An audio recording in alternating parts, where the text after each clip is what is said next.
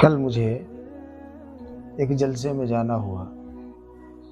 اور اس جلسے میں جانے کے بعد میں نے یہ سبق حاصل کیا، اس جلسے سے میں نے کچھ سیکھا۔ اس جلسے کے اندر کثیر تعداد میں علماء کرام آئے ہوئے تھے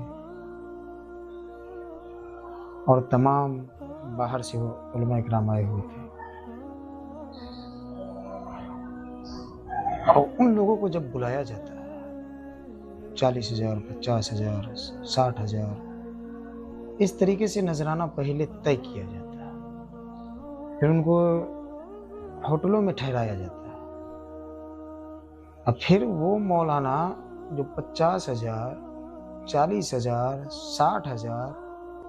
25,000 30,000 نذرانے کے طور پر موٹی رقم لے کر کے پھر کچھ گھنٹے تقریر کرنے کے لیے آتے ہیں،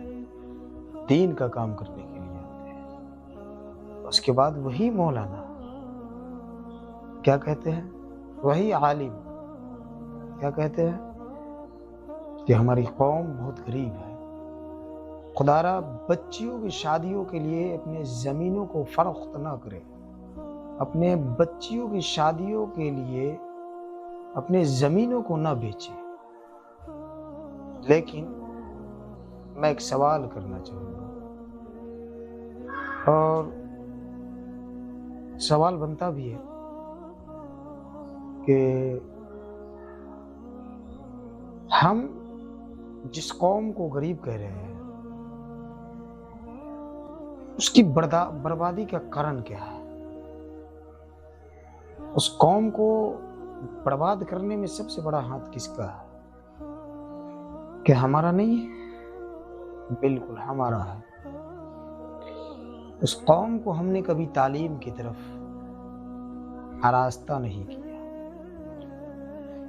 ہم اپنی قوم کو کبھی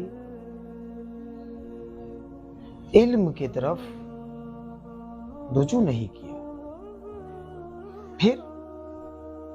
اس قوم سے ہم جو ہماری قوم جاہل ہے 50,000 40,000 45,000 نذرانہ طلب کرتے ہیں، اور طلب کرنے کے بعد پھر ہم آتے ہیں اعلان کرتے ہیں کہ آپ دین کا کام نہیں کر رہے ہیں،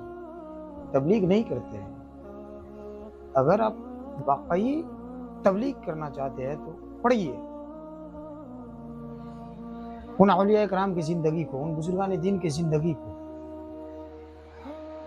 ان صلحاء کرام کے، فقہاء کرام کو، صحابہ کرام کو پڑھیے۔ جب آپ پڑھیں گے اور آپ پڑھے لکھے ہیں ماشاءاللہ، آپ اس بات کو بیان بھی کرتے ہیں، ہمارے مشائخ، ہمارے اولیاء کرام، بزرگان دین،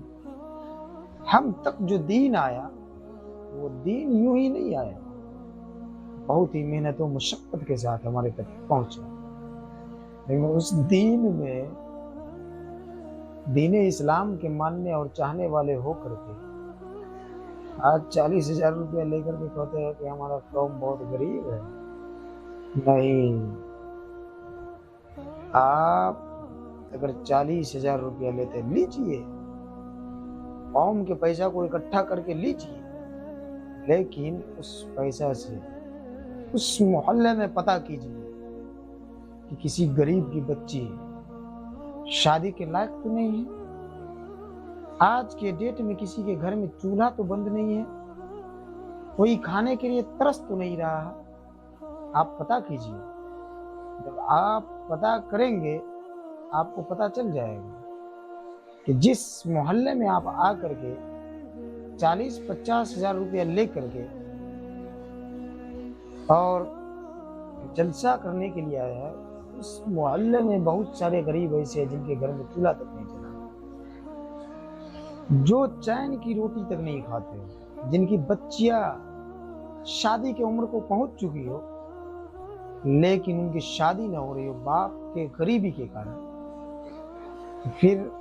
کیا آپ سے سوال نہیں کیا جائے گا سوال کیا جائے گا، کہ آپ بھی اس محلے میں آ کر کے یہاں پیسہ لے کر کے گئے، سوال آپ سے بھی بنتا ہے، سوال آپ سے بھی کیا جائے گا۔ اسی لیے اللہ نے آپ کو مال و دولت سے نوازا ہے، اللہ نے آپ کو فن دیا ہے، اللہ نے آپ کو تجربہ دیا ہے، اللہ تبارک و تعالیٰ نے آپ کو وہ علم دیا ہے جس سے آپ لاکھوں کما سکتے ہیں۔ اسی کمائی سے کسی غریب بچی کی شادی کروا دیجیے، کسی غریب کے گھر کو بنوا دیجیے، کسی غریب کے چولہے کو جلا دیجیے، تب جانیں گے کہ آپ دین کا کام کرتے ہیں۔ ورنہ صرف اپنی روٹی سیکنا بڑی بات نہیں ہے، اپنی روٹی ہر کوئی سیک رہا ہے آج کے دور میں، امام کے نام پر، کبھی معاشرے کے نام پر، کبھی غریب بچیوں کے نام پر، کبھی اسکول کے نام پر، کبھی کالج کے نام پر، کبھی مدرسوں کے نام پر۔ تو ہر کوئی آج کے دور میں، آج کے ڈیٹ میں کوئی نہ کوئی کسی نہ کسی نام سے روٹی سیک رہا ہے۔ لیکن دین کا کام اگر آپ کرنا چاہتے ہیں، مذہب اسلام کا کام آپ اگر کرنا چاہتے ہیں، تو ضروری ہے آپ کے لیے کہ آپ اس غریب بچی کی شادیاں کیجیے، غریبوں کی مدد کیجیے، یتیموں کا سہارا بنیے، بیواؤں کا سہارا بنیے، مفلسوں کی مدد کیجیے، آقا جناب محمد رسول اللہ صلی اللہ علیہ وسلم کی سنتوں پہ عمل کریے۔ تو اس لیے ضروری ہے ہمارے لیے، اور میں اس بات کے بھی خلاف ہوں کہ آج لوگ کہتے ہیں کہ تمام مزاروں پہ جاہلوں نے قبضہ کر رکھا ہے۔ تو بھائی میں ایک ہی بات آپ سے کہوں گا، جاہل بھلا قبضہ کب سے کرنے لگا؟ جب سے ہمارے عالم